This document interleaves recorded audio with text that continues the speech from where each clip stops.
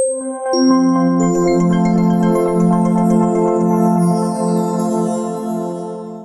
sam Akiko je priča za sve generacije i jako je namenjena mlađima. I u ovoj priči koja je doživela veliki uspeh i čeka svoju pozorišnu predstavu i animirani film, govorimo sa njenim autorom Stefanom Tićmijem. Zdravo Stefane, zadovoljstvo mi je što si deo Telenor i Bookmate festivala Dani digitalne knjige. Ćao Teodora. Evo, za sam početak, tvoja humanitarna, filantropska, ali i autorska dostignuća, kada sam malo čitala o tebi, su zaista inspirativna. Moram da napomenem da si prva osoba koja je prevela poeziju na znakovni jezik, dakle prilagođenu gluvim i nagluvim osobama. I sada moje pitanje je da li planiraš možda neke svoje knjige ili druge da prevedeš u audio formu i da ih na taj način učiniš dostupnima slepim i slabovidim ljudima? Da li planiram i dok ja planiram, u suštini neko je već to učinio, tako da mislim da ja sam Akiko, Udruženje gluvih i nagluvih iz Beograda je, pošto oni stalno rade i obnavljaju tu svoju audio biblioteku, tako da već postoji audio zapis knjige Ja sam Akiko, tako da je to super stvar. A inače sa prvom knjigom Votile me lutke, ja sam i većinu pesama iz te zbirke preveo prvo u audio format, a onda smo se igrali, spajali sa raznoraznim umetnostima i napravili neke video zapise, tako da sam u tome, što bi se rekli. Šta generalno misliš o audio formi knjiga? Pa pisanje je za mene, kako da kažem, nekakav 7D, 8D, 10D proces, tako da ja dok pišem i slušam, to jest imam neki svoj soundtrack i sve, tako da audio je jedan samo delić toga. Tako da nisam pisac, verovatno bih se i bavio nečim što ima veze sa time, zato što mislim da ja dosta stvari pamtim po mirisu i tu mi leže mnoga sećanja, a nekako ako bih sad izašao iz tog igrališta nekog koji je književni, onda bih sigurno prešao na taj audio, zato što mnogo volim te neke audio efekte i to je to. Mislim da ne znam, mislim da bih celog života mogao da se bavim tim, mislim da to i postoji u filmskoj industriji, ono i samo koji se bavi tim audio efektima. Tako da ja sam opčinjen svim tim. Svakako da može da obogati iskustvo i čitalačko i gledalačko, da. Ja sam Akiko je priča o devojčici koja ne voli granice. Ona je doživjela veliki uspeh priča i čak je prevedena na makedonski jezik, čestitam. A šta je bila tvoja inspiracija kada si pisao ovu priču? Pa to je, kako da kažem, čitav niz i proces sazrevanja jednog mene, kako da kažem. Tako da sam i za sebe prvo imao tu zbirku Votile me lutke koja je onako šašava,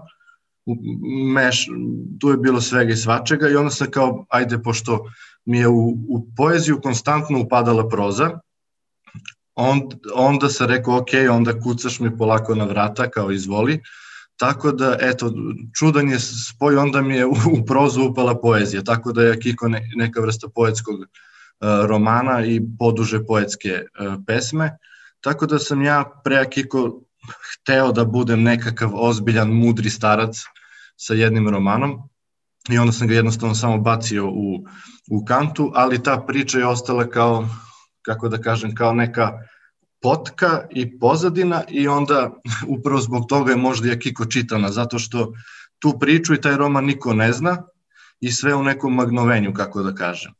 I onda sa svakim čitanjem može da se nešto novo sazna, tako da to su neke poetske slike koje su jedna za drugom i imaju potencijal da prerastu svaka scena u nešto više. Tako da mislim da je to lepota i da Kiko samim tim što je tako nedovršena, kao što smo i svi mi ljudi i sve situacije koje se okružuju, ima tu neku lepotu, inspirativna je za dalje što si pokazalo, ne samo zbog prevoda i prepoznavanja, već zbog stvari koje se dešavaju oko Akiko. I što mi smatram da je i privilegija svakog pisca, da eto sad radimo i predstavu, radi se kratki animirani film, završili smo sad scenario za dugometražni film, pijanista, umetnik je odradio veliki mural u Dunavskoj ulici u Beogradu, tako da mnogo stvari se dešava oko Kiko i zbog toga je nekako, ne znam, eto, idemo dalje, da ne dužim.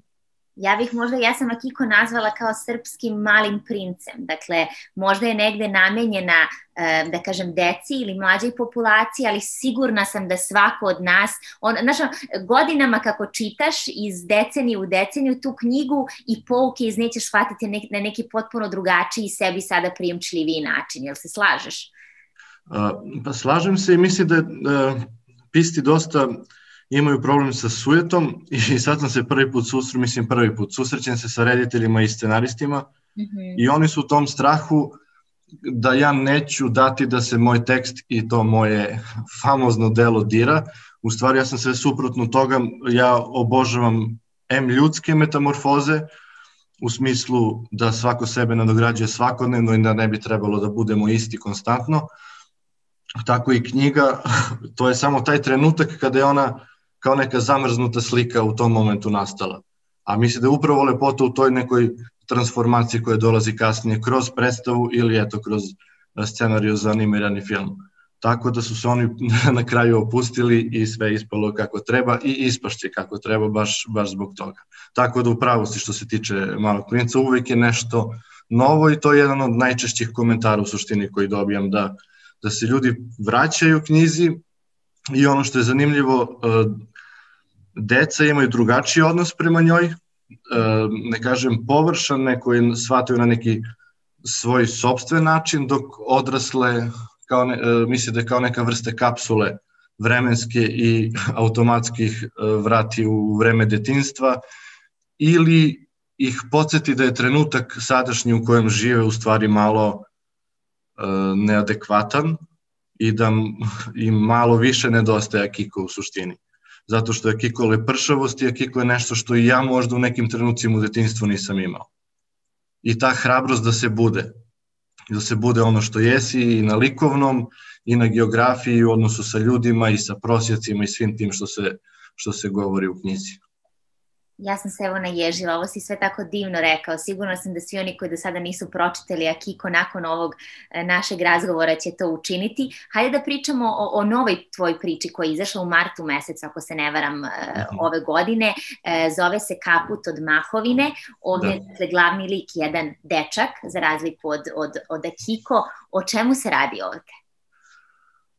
Hvala ti što si pohvalila moj iskaz, ja mislim da i dosta to je opšti utisak mene kao autora, a ja mislim i čudno je sve to, ja sam potpuno drugačiji, neko kad uđe u moje knjige, to je potpuno drugi svet, ja sam fasciniran time i tim jezikom i svim tim, tako da ovo što sam ja sad je nešto u knjizi, to je sve potpuno drugačije, upravo zbog te transformacije o kojoj smo pričali. A što se tiče romana, to je Kaput od Mahovine i mislim da imam problem sa policama kao autor gde da smestimo te moje knjige i to je kao neki mali teret koji mi stoji na ramenima. Kaput od Mahovine je smešten u teenage odeljak zato što je, mislim da i za nijansu je zreliji u odnosu na Akiko. I to je neka moja vizija, Akiko je lepa i lepršava i maštovita, ali sada kada ta Akiko odraste i postane Najdan, recimo, tako da je Najdan neka vrsta odrasle Akiko, šta se dešava? I on raste mu drvo iz leđa i potpuno je odbačen iz svoje sredine. Tako da ono što činim u svakodnevnom životu jeste da izbegavam zamke, bilo kakve vrste, a u književnosti se trudim da upadnem u zamku i onda u suštini lepota pisanja je upravo u tome. Imamo situaciju, Najdanu raste grana iz leđa, šta možemo da napravimo i napišemo da bude luđi i šašavi i kad klinci ili odrasli čitaju da to ne očekuju da se desi na kraju. Tako da za razliku od Akiko koju sam pisao nekako kako da kažem, kao ptica kada je izletela iz mene, za Najdana sam imao tačnu viziju i scenosled kakav bi trebalo da bude.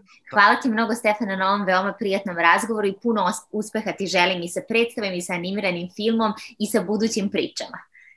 Hvala tebi na ovom popodnevnom razgovoru.